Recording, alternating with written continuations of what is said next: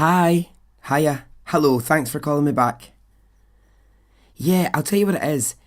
I'm just calling round all the Barry Hendersons I can find just to check a few things. Well, just the usual kind of things like where you live, what you look like. No, I'm not a weirdo. Hello? Hello? Are you there? Shit.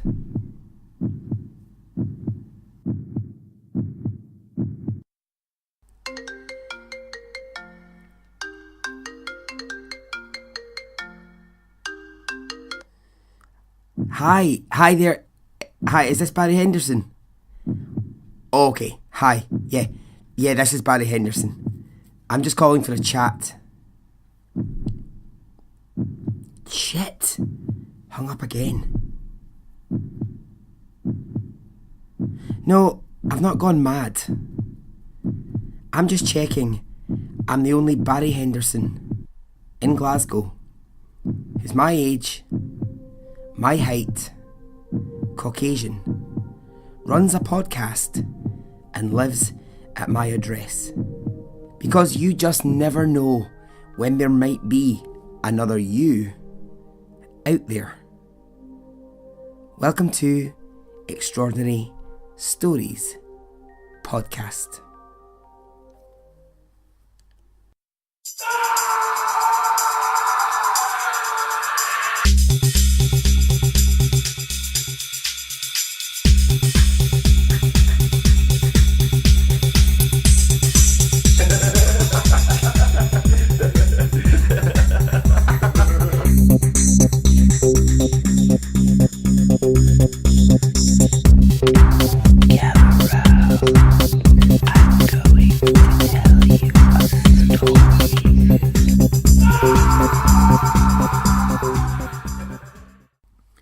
Hey, how are you? Are you well? Are you good? I am. So, feedback on the last episode was strong, and it came in the form of two forms of feedback where I learned that. Number one, the phrase is, there is no smoke without fire, and not the nonsense that I said. And that number two, his name is Billy Bob Thornton, not Billy the Kid. So, glad that's cleared up. Okay, shout out time. The shout out game is strong at the moment. You're all getting in touch, which I absolutely love. Keep it coming. So,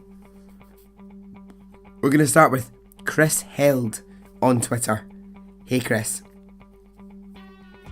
Gavin Fraser from Scotland, who's now living in New Orleans. Hello Gavin, thank you for your Instagram message. Tracy Wodonga, I hope I've said that correctly. Hey Tracy, your support is lovely, thank you for getting in touch. Darren Betancourt, who is in California.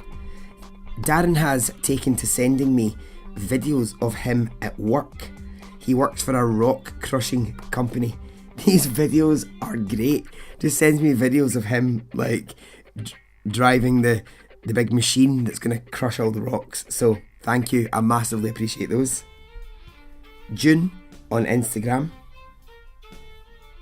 who's asking for, hey, how are you?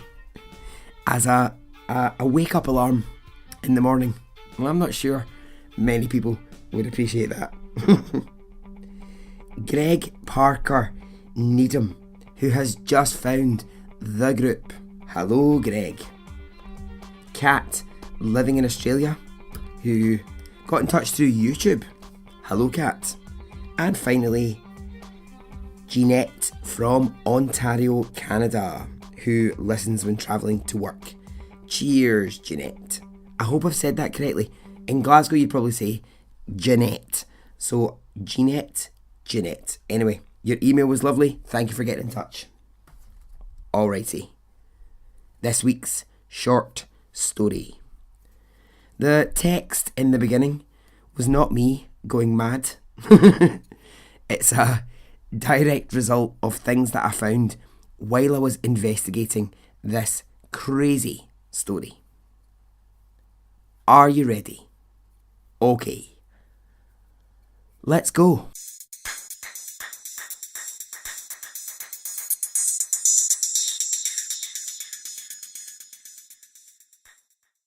Okay, where are we?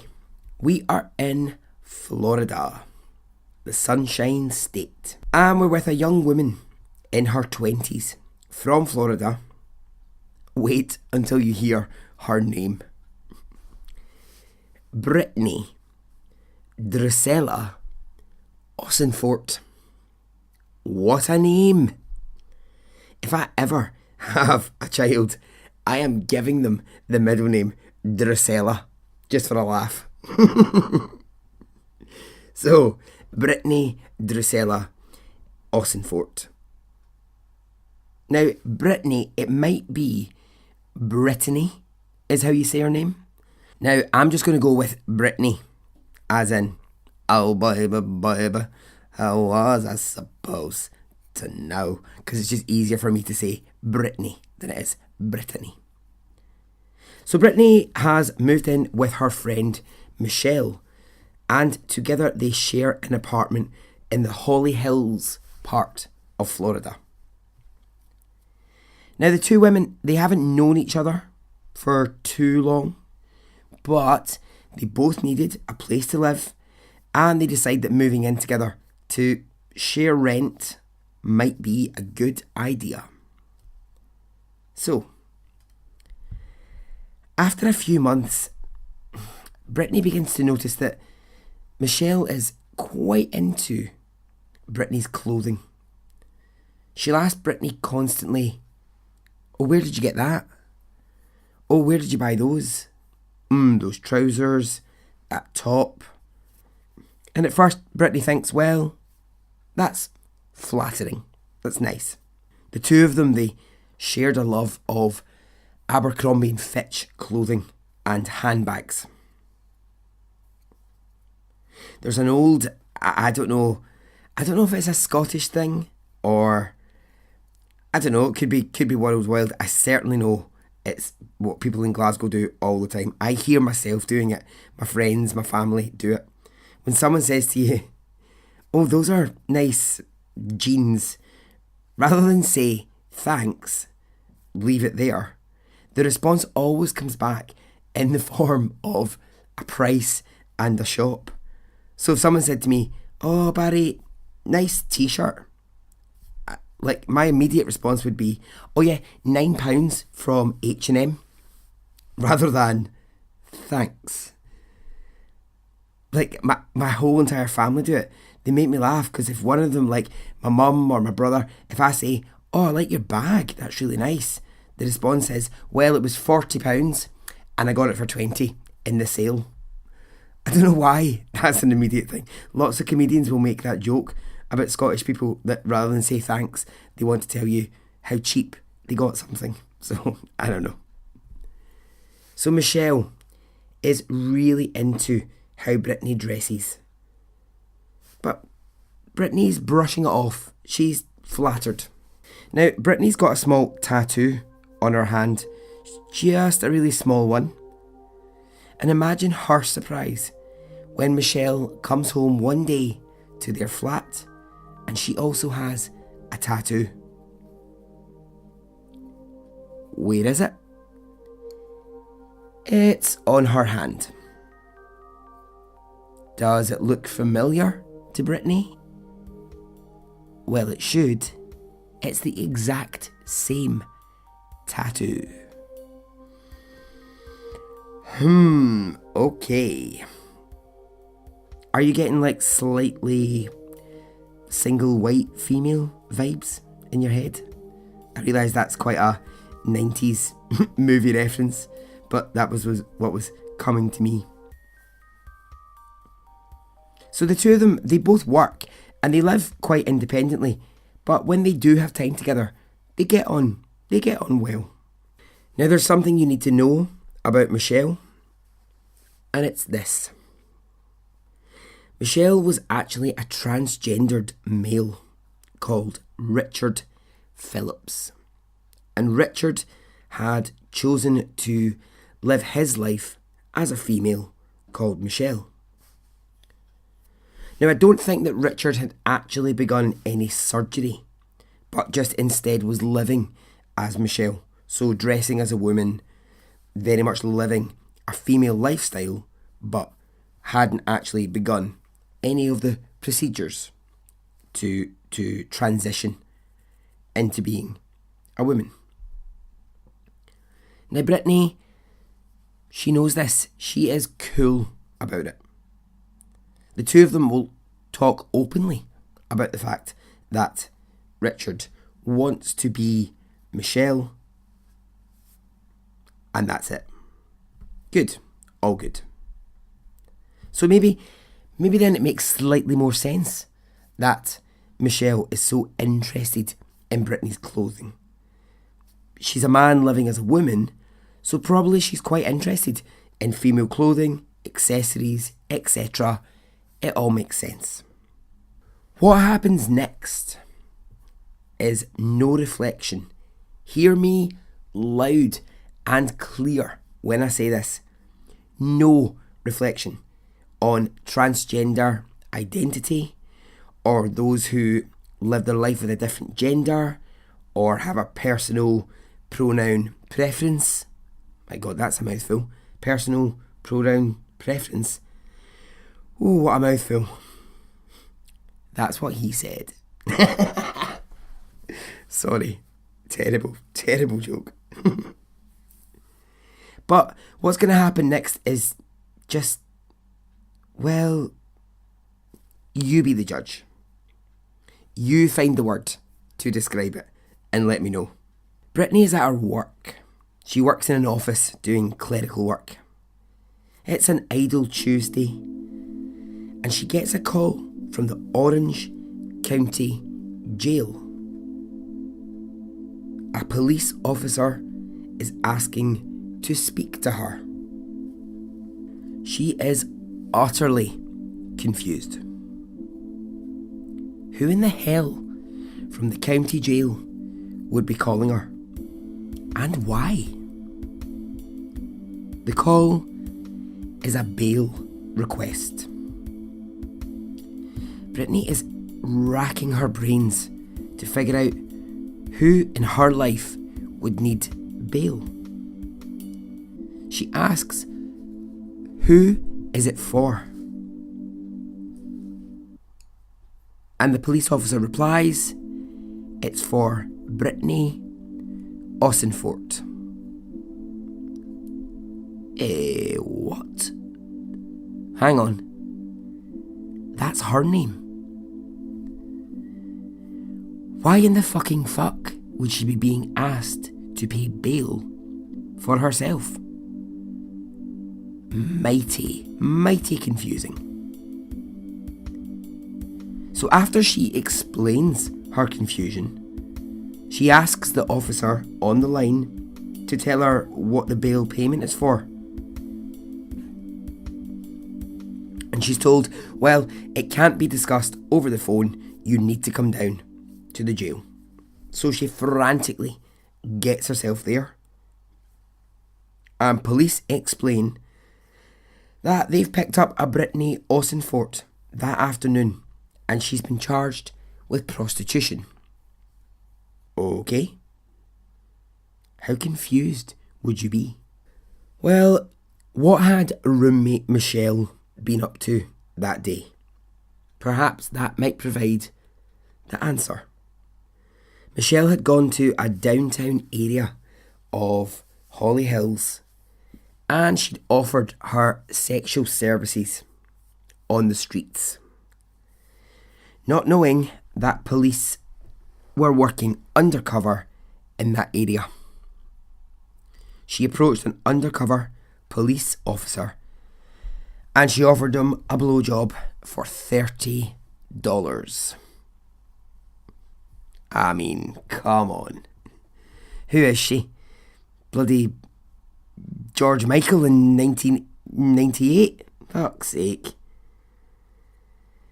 So what Michelle, or Richard, had been doing was using Britney's name wherever she was going out prostituting. Not sure that's a real word, but it's close enough. And on the day that she'd been arrested, Michelle said that her name was Britney Drusilla Ossenfort. What a cheek. I would be fucking raging. I mean, do what you like, Richard. Be Michelle. Do what you like in life. Do not use someone else's name. The bare-arsed cheek of it. Fuck me. Now, is this easily solved? Easily remedied? Well, no. Britney explains to police the whole story. He is my flatmate. He's transgender. This is all just a big mistake. So at the police station, she gets to see the police photo that they've taken of Richard. And Britney is really shocked. It's the most female, if you like, that Richard has ever looked. Britney says you would absolutely not believe that this was a male in any way. Now, police are sympathetic and they understand exactly where she's coming from, but here is the problem. The name Britney Ossenfort was now in the system, and as easy as it might sound to delete that and replace it with Richard's name, that wasn't possible immediately. So Britney gets told, well, until the mess is sorted, police can't really do much to change that. Your name's in the system. Sorry, that's what it is. So, fuck me. Britney had to live with her name being entered into the system, police system, as a sex worker. Great. Just what you want in life. Just what you bloody want. Now, did she bail Michelle? Of course not. Who would? I'd be like, I'm sorry, got yourself into this mess, get yourself out of it.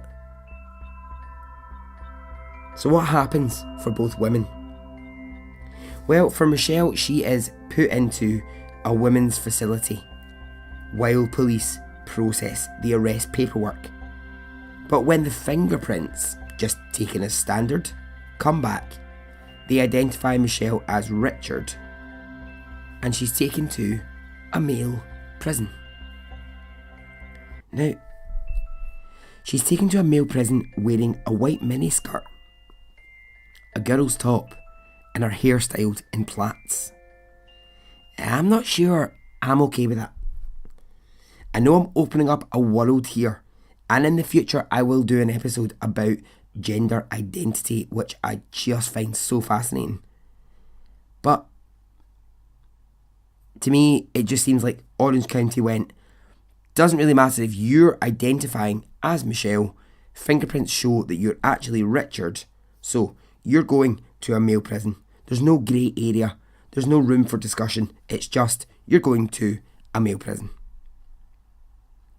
No one bails Michelle, and it's a case of waiting for the court date to arrive. Meanwhile, Britney is going through absolute hell because police are telling her that the removal of her name is actually really hard to do. I would be livid. I'd be so raging.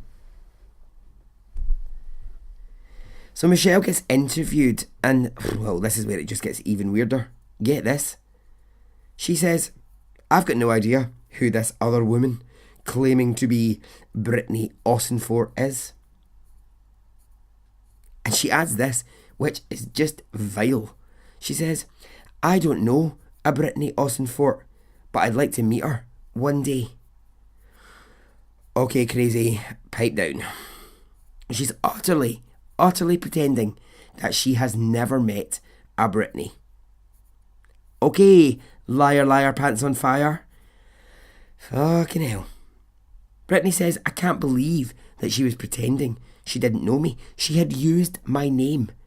We'd lived together. She knows my whole family, and now she's pretending she doesn't know me. So Britney continually checks the Orange County Police website, and there is her name next to the picture of Michelle, or Richard. Richard goes to court and is given a short spell in jail and a fine for prostitution, but nothing for the theft of someone's name. So the two of them, they go their separate ways. They leave the apartment behind. Of course they do.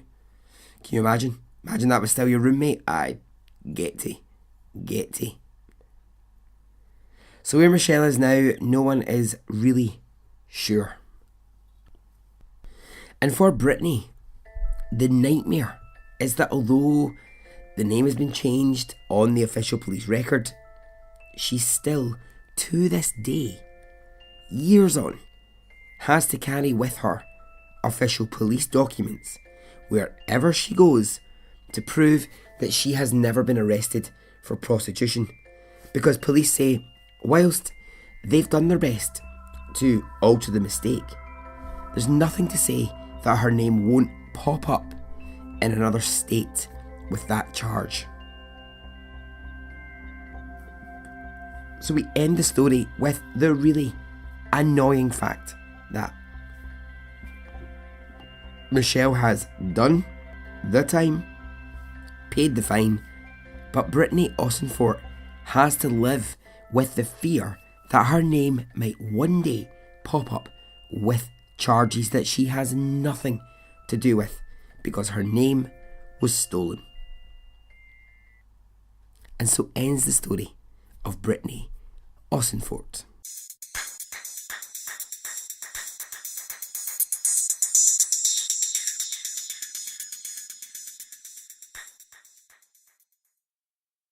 Okay, well, yeah, that's it. Weird. Watch out, folks. Don't let anyone steal your name. Okay, time for me to go.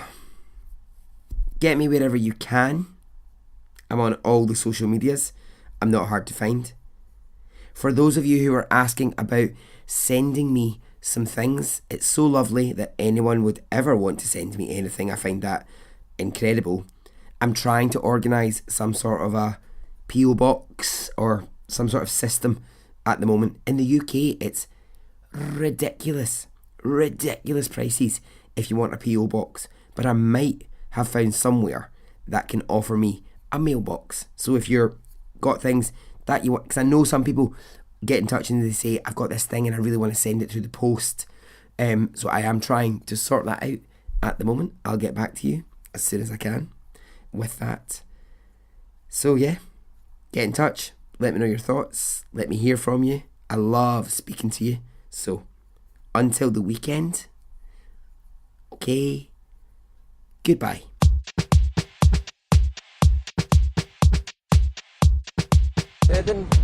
It didn't affect me really one way or the other.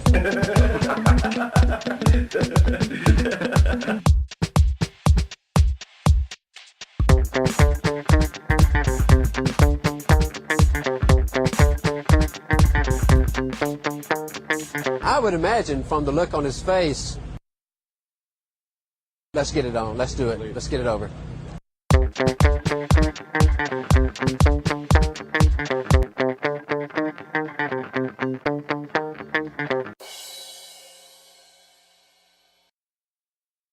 Let's get it on, let's do it, let's get it over.